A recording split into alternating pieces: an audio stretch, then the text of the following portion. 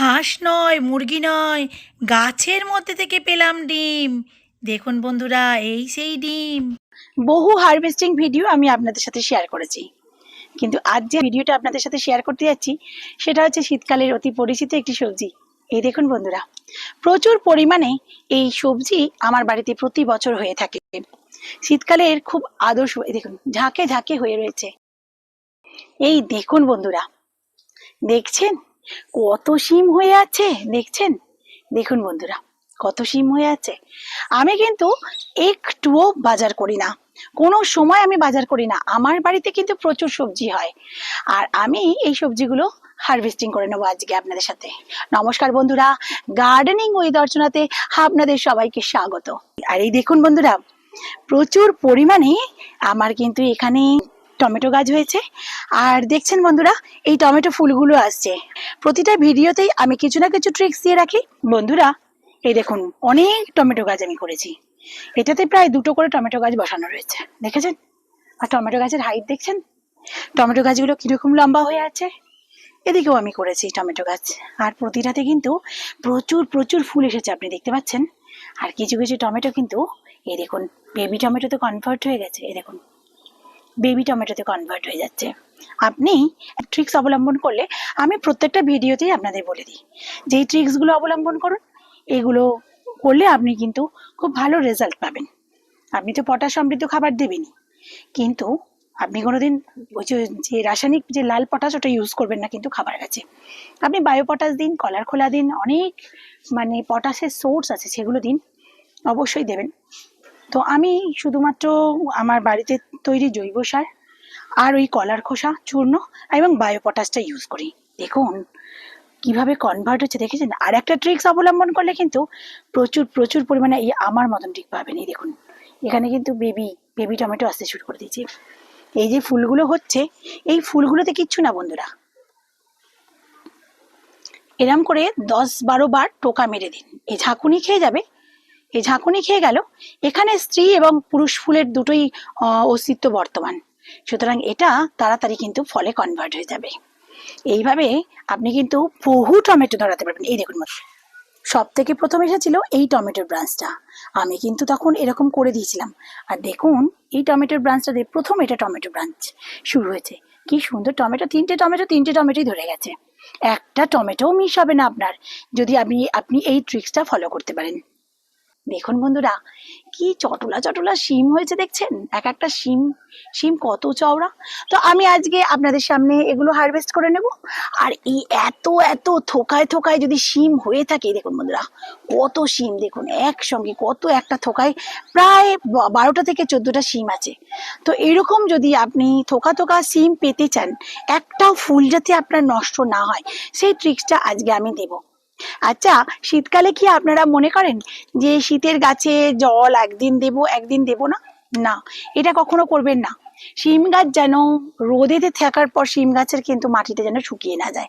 উপরের মাটিটাকে অবশ্যই দেখে নেবেন। অনেকে মনে করেন থাক, আজকে জল দিলাম না, কালকে জল দেব। না, শিম গাছের ফুল থাকলে কিন্তু এটা করা যাবে না বন্ধুরা। আপনাকে কিন্তু বুঝে বুঝে জল দিতে হবে, নাহলে দেখছেন এই যে সিমের ফুলটা তো সুন্দর এসছে, এটা কিন্তু খসে যাবে, পুরো খসে যাবে। আপনি বুঝতেই পারবেন না যে আপনার শিমের ফুলটা খসে গেল।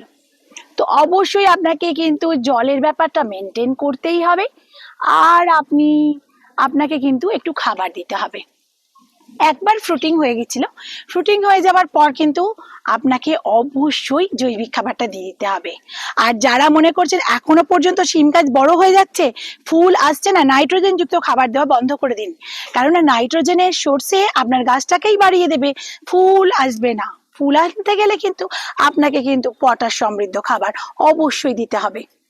আর পটাশ কিসে রয়েছে, আমি তো আপনাদের প্রত্যেকটা ভিডিওতে বলে দিয়েছি বন্ধুরা। পটাশের সোর্স হচ্ছে কলার খোসা। আপনারা কিন্তু পটাশ ইউজ করতে পারবেন। আর হ্যাঁ, এখন কিন্তু বায়ো পটাশ এসে গেছে বাজারে, আপনারা কিন্তু সেই বায়ো পটাশটাও ইউজ করতে পারেন, কেননা সেটা সম্পূর্ণ জৈবিক। এবং লাল পটাশ যেমন আপনার অতিরিক্ত বেশি পড়ে গেলে আপনার গাছটা মারা যাবার প্রবণতা রয়েছে, কিন্তু যদি আপনি বায়ো পটাশ ইউজ করেন তাহলে কিন্তু আপনার গাছটা মরবে না। আমি সমস্ত কিছুই হারভেস্ট করে নিলাম, দেখছেন বন্ধুরা। এই দেখুন, আপনাদের সাথে কথা বলতে বলতে এতগুলো সিম পেরে নিলাম, শুধু একটা বাঞ্চ থেকে এতগুলো সিম আমি পেরে নিলাম। তাহলে দেখতে পাচ্ছি, আর অবশ্যই সিম ঘুরিয়ে ঘুরিয়ে তুলবে। তো বন্ধুরা দেখুন, আমি সিমগুলোকে তুলে ফেলছি, হারভেস্ট করে নিচ্ছি। আজকে তো আমি আপনাদের দেখালাম এই যে একই ডালেতে ফুল এবং একই ডালেতে সিম। তাহলে বন্ধুরা এইটাকে আপনারা ধরবেন এবং এইভাবে ঠিক একদম কাছে গিয়ে এই সিমটাকে এরকম ভাবে পেরে নেবেন বা ছিঁড়ে নেবেন। আর হ্যাঁ বন্ধুরা, এই যে দেখতে পাচ্ছেন, এই যে সিমগুলো শুকিয়ে গেছে, দুই একটা আমি তুলতে পারিনি, দুই একটা সিম শুকিয়ে গেছে। এই যে এখান থেকে দেখুন, এই দেখুন, এই বীজগুলো যদি আপনি আবার রেখে দেন, পরের বছরে কিন্তু আপনি এটা থেকেও দানা করে ফেলতে পারবেন। এরকম আপনার যখন গাছটা হয়ে যাবে তখন আপনি কি করবেন, এরকম কিছু বড় সাইজের আপনি সিম রেখে দেবেন, যেখানে 5টা দানা থাকবে। সেই 5টা দানা থেকে আপনি পরের বছর গাছ করে নিতে পারবেন। আমি প্রায় প্রতিদিনই তুলে নিয়ে যাচ্ছি। এই সময় যদি আপনারা কলার খোসার ডাস্টটা ব্যবহার করতে পারেন না, খুব ভালো হবে জানেন বন্ধুরা। আবার হারভেস্ট করবার পর অবশ্যই খাবার দিয়ে দিচ্ছি। আমি কতগুলো খাবার দিই, সেটা হচ্ছে একটা জৈবিক খাবার আমি করে রেখেছি, সেটার মধ্যে সবকিছুই রয়েছে, আমি আপনাদের বহুবার বলেছি। সেই জৈবিক খাবারটা একটু দিয়ে দিই। আর হ্যাঁ, এখন যেহেতু গাছেতে ফুল থাকছে, সেহেতু নাইট্রোজেন বেস খাবার একদমই দেব না। কত মানে সুন্দরভাবে গাছের সবজিগুলো করা যায় ছাদ বাগানে অনায়াসেই, যে আপনারাও যাতে দুটো অর্গানিক সবজি বাড়িতে ফলাতে পারেন, সেজন্য কিন্তু আমি প্রত্যেকবার কোনো না কোনো ভিডিওর মাধ্যমে আপনাদের কিন্তু উৎসাহিত করবার চেষ্টা করি। আর বন্ধুরা, এখন যা সবজির দাম, তাতে কিন্তু বাড়িতে কিছু না কিছু সবজি করতেই হবে। বাইরে ইউরিয়া দেওয়া সারের সবজিগুলো না কিনে আপনারা যদি 2-4টে করে নিজেদের বাড়িতেই সবজি করতে পারেন, তাহলে তো আর কথাই নেই। এখন কিন্তু প্রচুর মানুষ ছাদ বাগানে নিজেদের জন্য ভাবছেন, সব থেকে বড় কথা নিজেদের কেয়ার করছেন, ছাদ বাগানে নিজেদের জন্য সবজি ফলাচ্ছেন।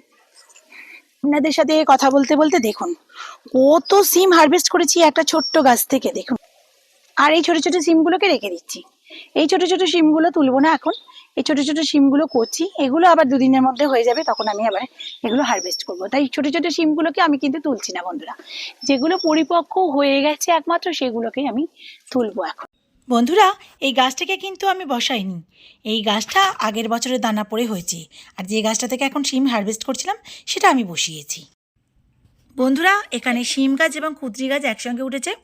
এখন কুঁদরির সিজন নয়, তাই পাতা সব ঝরে গেছে। আর শিমগুলোকে আমি হারভেস্ট করে নেব। শিম গাছ কিন্তু আমার এখানে অনেকগুলো হয়েছে। আর শিমেতে এখন জাপ পোকাও লাগছে।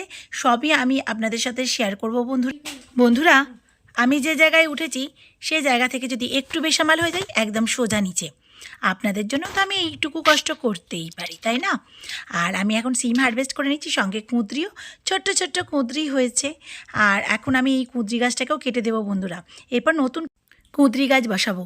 আর দেখুন বন্ধুরা, কি সুন্দর থোকায় থোকায় শিম হয়েছে, সেগুলো এখন পেরে নিচ্ছি আমি।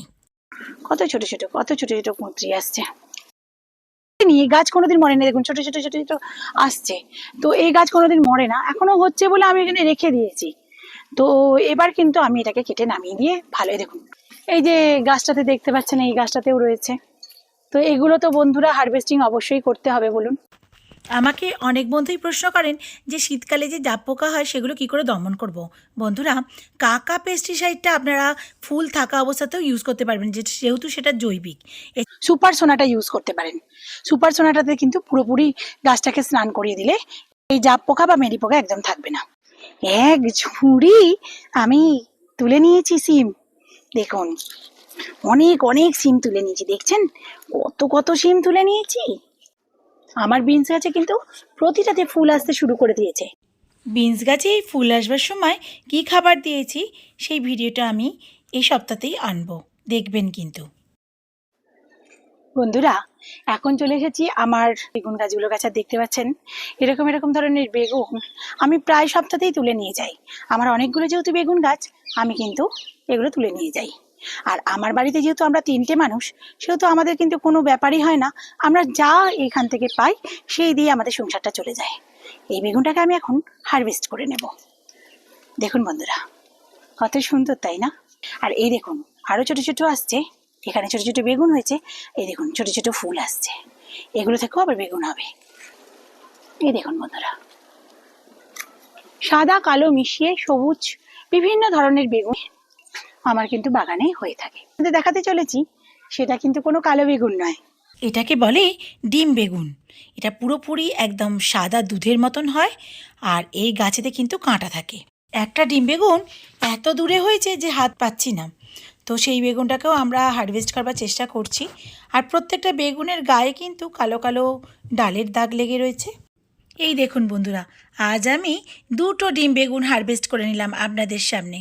বন্ধুরা, বেগুনের পাশাপাশি কিন্তু আমার বাড়িতে প্রচুর পরিমাণে বুলেট কাঁচা লঙ্কাটা হয়। এছাড়া সূর্যমুখী অনেক ধরনের কাঁচা লঙ্কা করে থাকি।